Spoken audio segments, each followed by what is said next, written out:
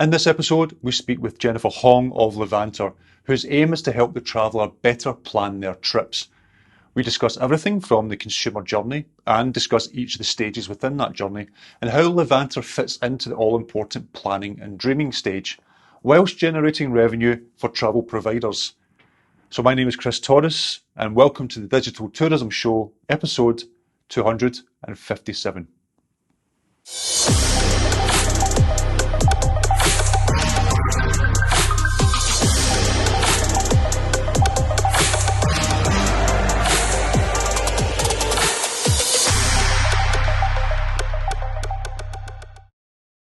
Hi Jennifer, welcome to Travel Massive.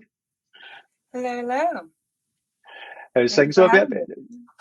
You're very welcome. So I've obviously given you a brief introduction there, but it'd be good to know a little bit more about yourself and your background, if you don't mind sharing that with the audience. Of course. I've been kind of working at different tech enterprises. Started out as fintech, health tech, consumer tech at Uber, and in New York. And I actually decided to just leave New York, travel across Australia, and ended up kind of getting a job at Uber. When I was actually let go during the pandemic, I finally started. This was Levanter was an idea I was tinkering around with for years, and actually, being kind of let go during the pandemic actually really pushed me to focus on this project and allow me to actually finally launch. But the motivation really was that I moved around a lot as a kid. Traveling has always been a part of me. And I've always dreamed of having a nomadic lifestyle, very antsy, can't stay in one place for too long. And before, being, I've met friends whose parents were bi-coastal in the States. So they're half time in New York, half their time in California. And that was really rare and absolutely fascinating. But now we are entering this new era where being location free and having multiple countries as your base is not unachievable, unattainable. So I really kind of started Levanter because I wanted to build something I could use, me and my friends could use. Every time we go on trips, try to organize events, it's like pulling teeth. I'm that person that kind of initiates a group chat and tries to get everybody's input. I tend to have my friends are spread around everywhere all over the globe, and it's just with the time difference and everything, it's just a nightmare trying to communicate. So I wanted to build something that will allow me to move away from these annoying group chats and WhatsApp group chats and long email threads and Google Sheets and Google Word docs. So that's how Levanter was born. Excellent. So, out of all the places you've travelled to, what would you, if you had to settle in one place, would you have one in mind? It's hard. I mean, it's hard to pick, right? I think I've been to 37 countries so far in my 20s, and Oh, I would say Peru really made an impact just because it's got so many things, all hmm nature, the hiking, and obviously Machu Picchu and Cusco, but also world class top 50 restaurants in Lima. I also went sandboarding, and it was so much fun. So, and I still feel like I've touched maybe 1% of what Peru can actually offer.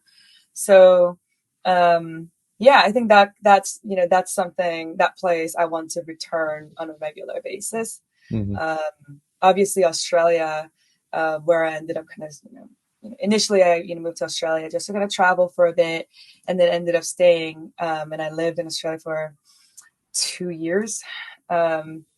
And still, I feel like I've only barely scratched the surface.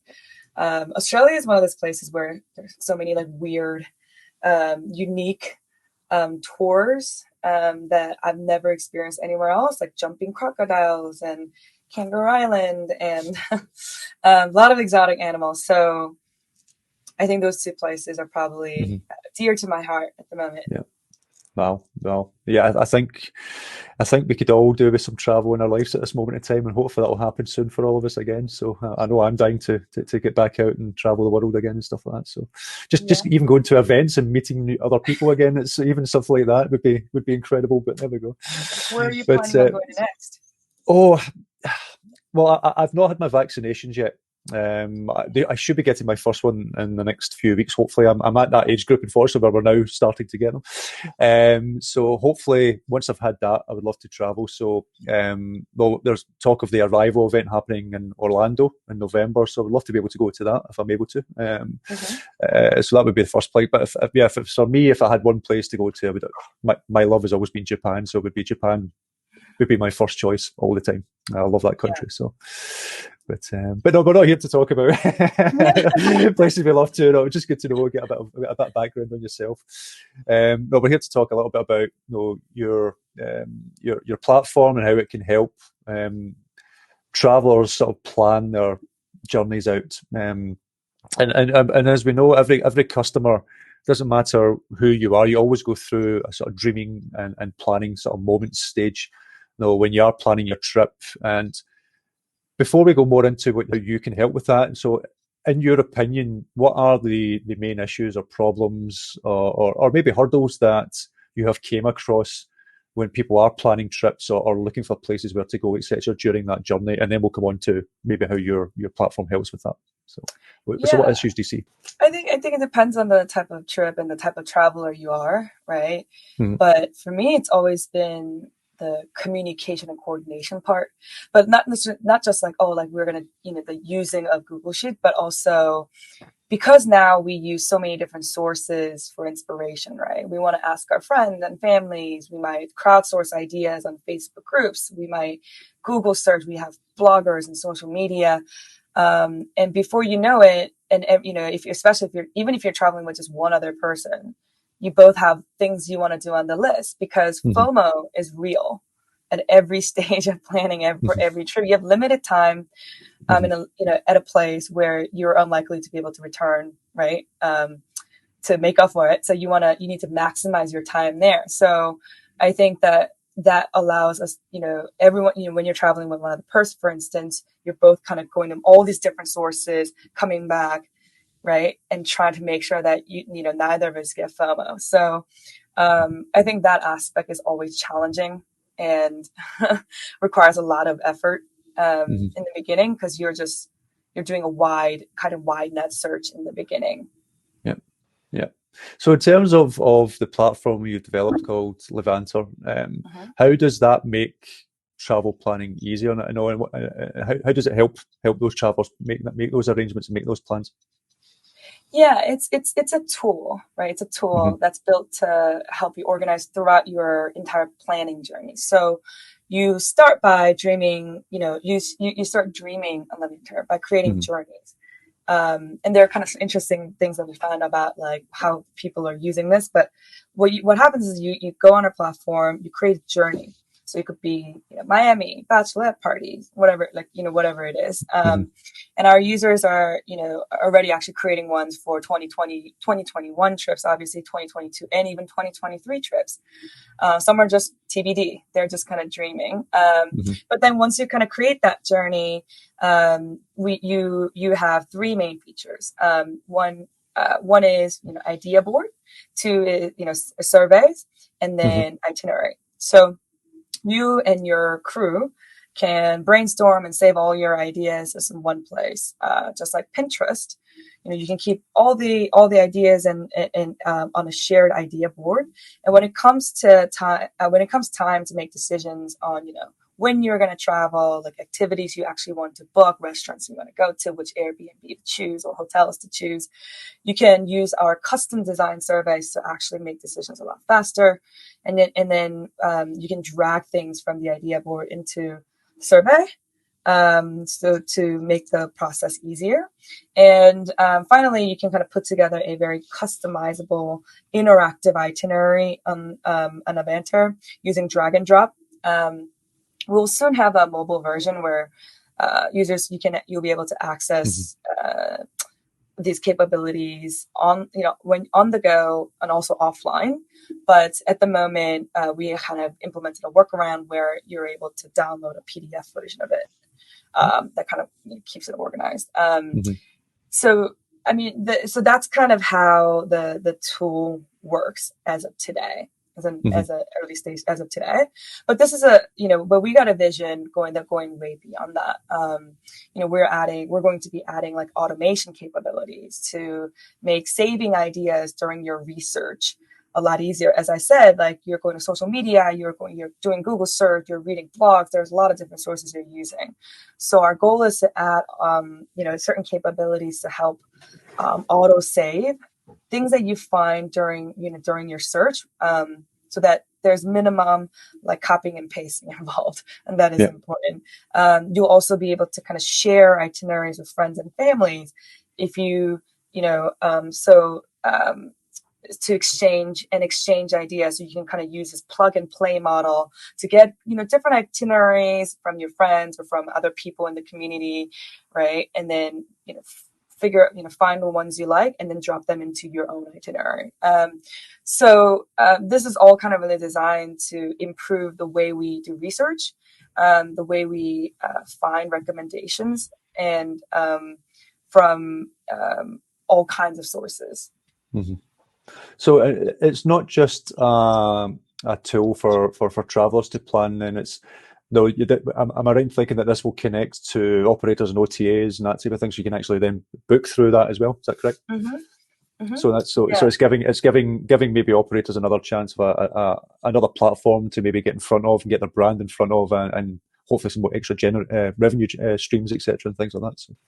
Absolutely. I think and I will get into it in a little bit, and I can talk for hours about that. Like when we were initially kind of creating the vision for it, we wanted to make sure that this platform is flexible, and that's key. So ultimately what we're going for is that this platform will serve as provide a self-serve to kind of ad platform for tour operators, where there are multiple ways you can interact with consumers, not just one.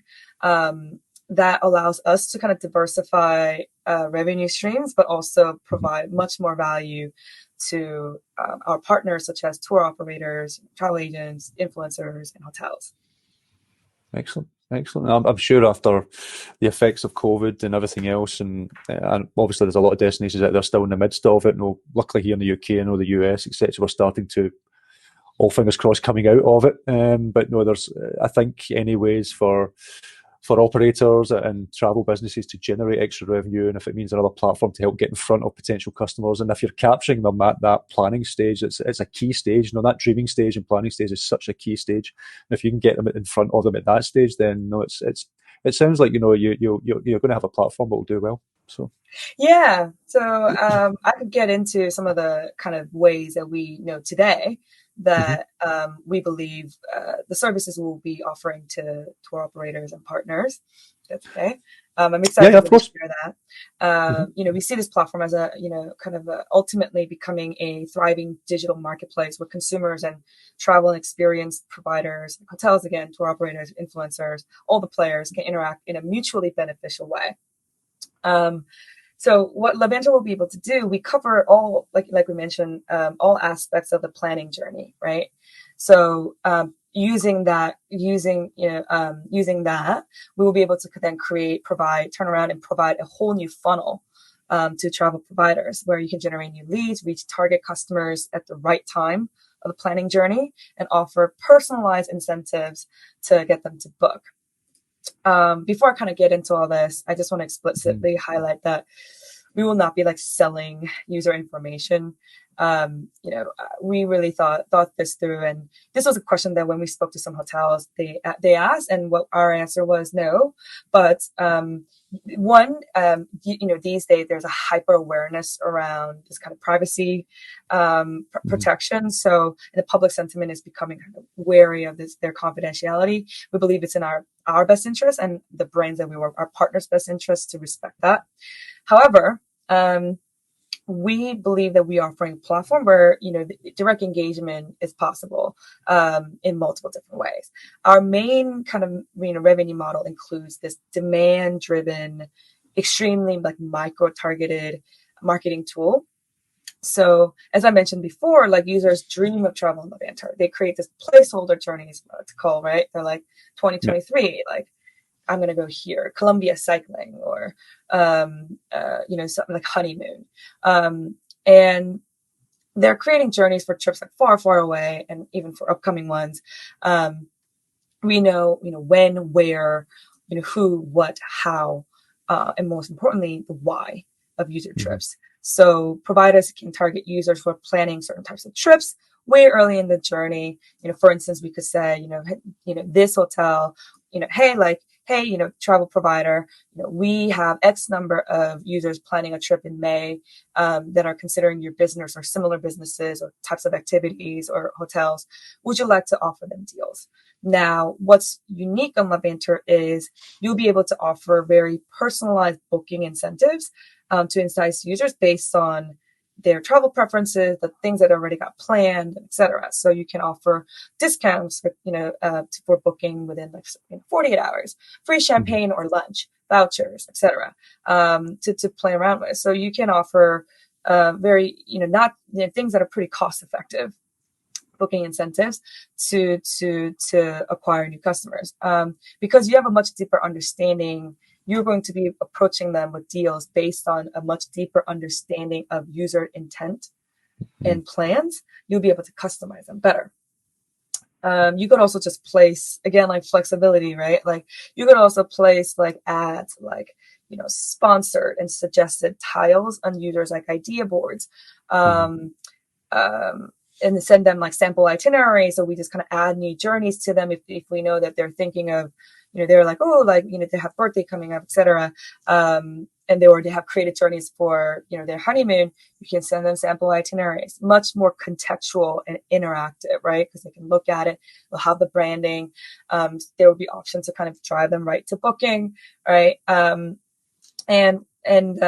we also plan on partnering up with influencers and bloggers and trip creators so they can host their itineraries on Levanter for people to be able to download and import. Obviously, we'll be provide a way to brand these itineraries. In return, we can also provide analytics. So the number of downloads, number of eyeballs you get, impact on your audience.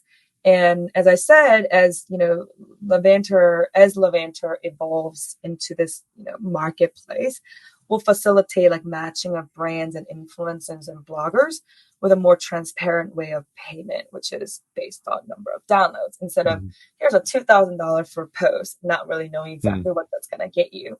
And keep in mind that soon, on Levanter, when one person download, there are multiple. There's multiples. So I download it normally because we're geared towards groups. First of all, when I download it, people I'm traveling will see that you have a certain number of users you reach, and immediately after that, I can send it to my friends and my recommendations. So this word of marketing they will be able to facilitate. On this platform really kind of makes that pay per download attractive. And there's definitely this kind of higher rate of return in our opinion that our platform could offer because it's designed for sharing. It's designed for exchange of ideas and it's very community focused.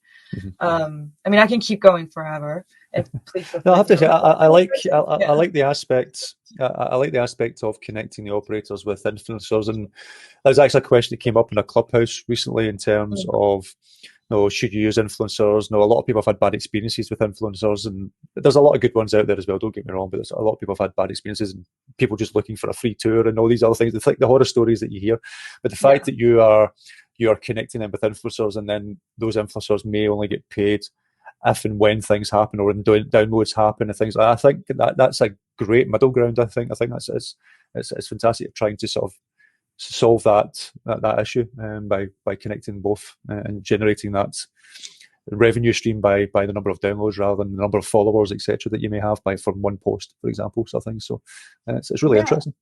Mhm. Yeah. And or like, I mean, and it's again, like it's flexibility. We want to give Mhm. power to users and providers on our tour operators on our Mhm. platforms. So what we're offering is ways for you to interact through these itineraries, through these exchange of ideas. Where so if you just want to work with influencers, partner up, have unique kind of initiatives or partner up Mhm.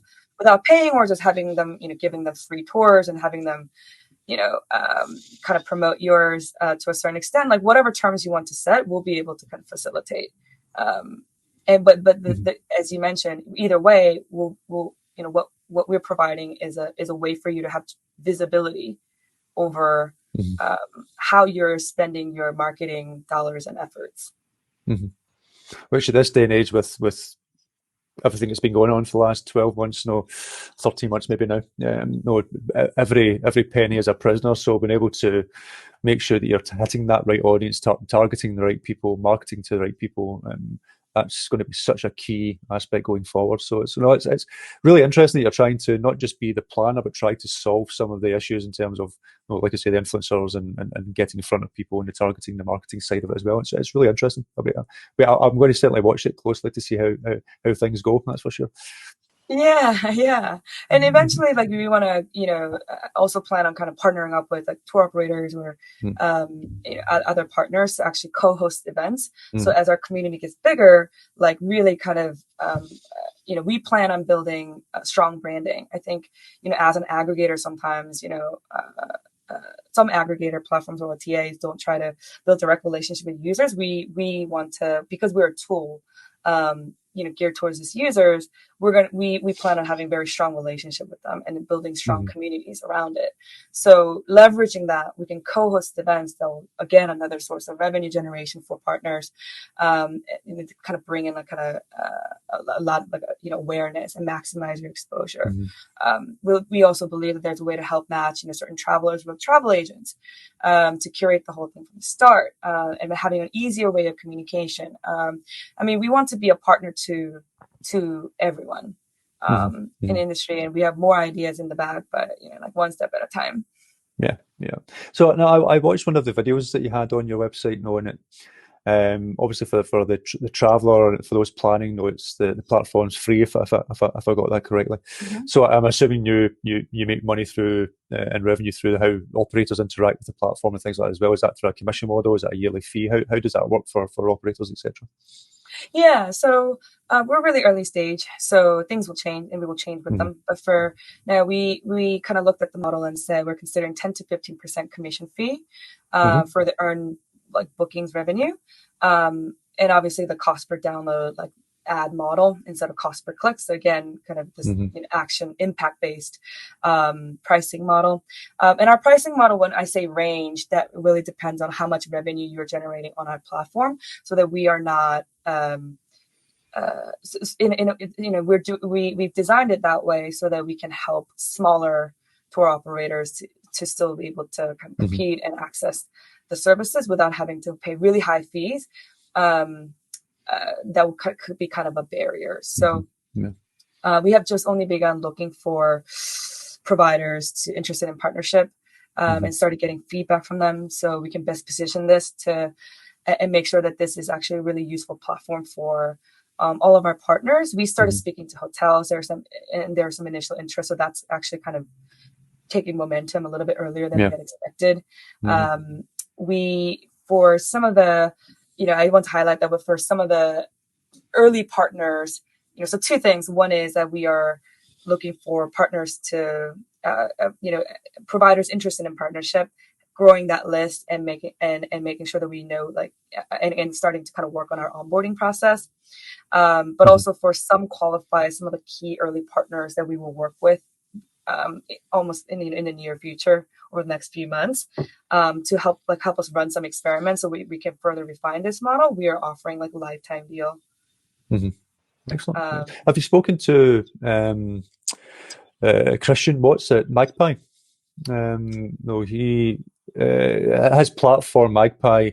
is like a content aggregator. So what he's planning on doing is he has tour operators, for example, will have all their content on Magpie, images, text, whatever, and that then is distributed out to all the different OTAs, different platforms, and hopefully in the future websites and things like that as well. So people can have, or operators can have all their content in one place, and then they can change the content slightly for different platforms and everything else, but it's all contained in one place, and then it automatically is distributed out. So if, in terms of trying to get operators onto Levanter, he might be a good contact to talk to see if there's some integration that can be done there and getting, you know, some of the products onto your platform. So Yeah, definitely. I think that would be really helpful, right? Because I understand that you want to, branding is important, right? So you want to have control over how users see your brand and the information that they have access to. So yeah, definitely. That's I'm so glad. That's a great tip. So no, we're obviously seeing a lot of destinations starting to open up, which is great news. Obviously, there's a lot out there that still isn't, but we're seeing a lot are starting to open up, and operators are looking for ways to get in front of those customers, as we mentioned, to generate revenue. So how is now still a good time, with you being in the sort of startup phase and etc., is still now a good time for operators to get in touch with you directly to see if they can become beyond your platform, or do they really need to go through something like an OTA? No, what's the best way that operators can get onto the Levanter platform? No, like they wouldn't need to go through the OTAs to necessarily, work with us. I think there are ways we can partner up today. So we run initial experiments even before we launch, just kind of test some of our assumptions. And anyone interested in building a relationship with us now would be great to kind of, it would be great if they could contact us today because we're a startup. We're at the moment also fundraising. So we are planning on, we have an 18-month roadmap. We are planning on growing aggressively and fast. Like I mentioned, we are already kind of speaking to some of the hotels. There are a couple of different ways we can partner up immediately. So one is that we can actually, in a hacky way, like we can actually implement this today where we kind of, like pop up like suggested itineraries or suggested ideas.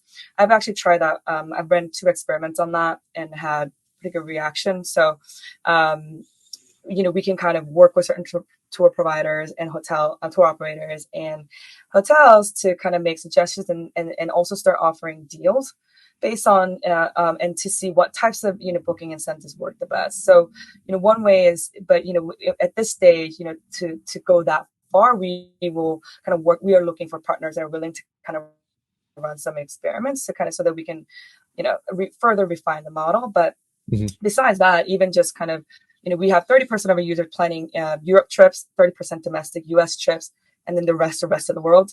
So there are a lot of international trips happening on our platform. So we can collaborate on content and promotion. We can promote, different itineraries or activities or even destinations to our users who are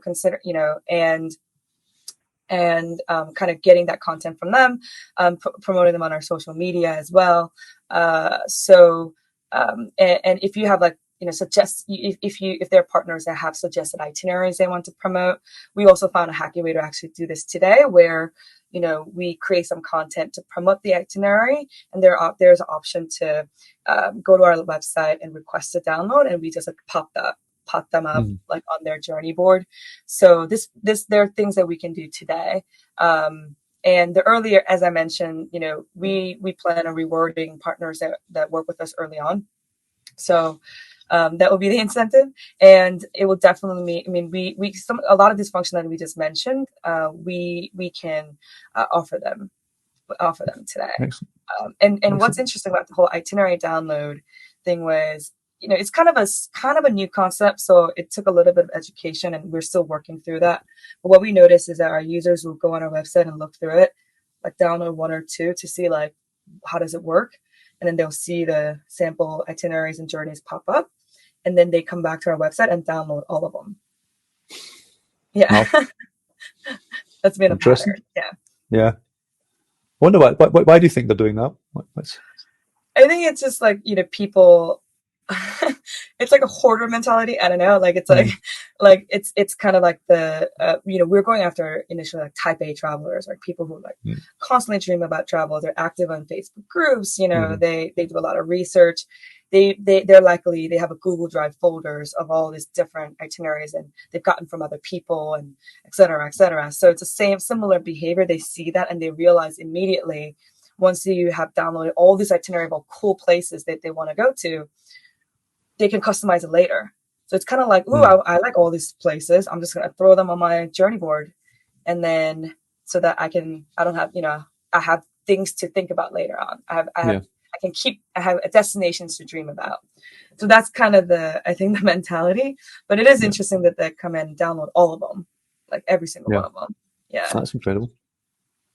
yeah. Well, interesting. So, if operators or any other businesses wanted to or interested in maybe testing out Levanter, or you're looking obviously for testers to help test the platform and grow it further, what would be the best way for them to get in touch with you? If you could email us at Jen, Jen at levanter.com, um, or travel at levanter.com. Mhm, Um, you know, to ask for partnership, that would be mhm, great. We will soon also have a page on our website that collects kind of interested parties like information so that you can kind of get on our waiting list because we will be onboarding partners mhm. in that order. But obviously, just feel free to reach out to me at any point. If we just want to talk, learn a little bit more, and start working with us. I think that's the best way to communicate. Mhm. I'm pretty responsive. Well, again, can't thank you enough for your time. It's been fascinating. I can't wait to see what happens, and I wish you the best of luck with it. Yeah, thank you so much. You're Thank you, very welcome. Chris. Very welcome. Appreciate it.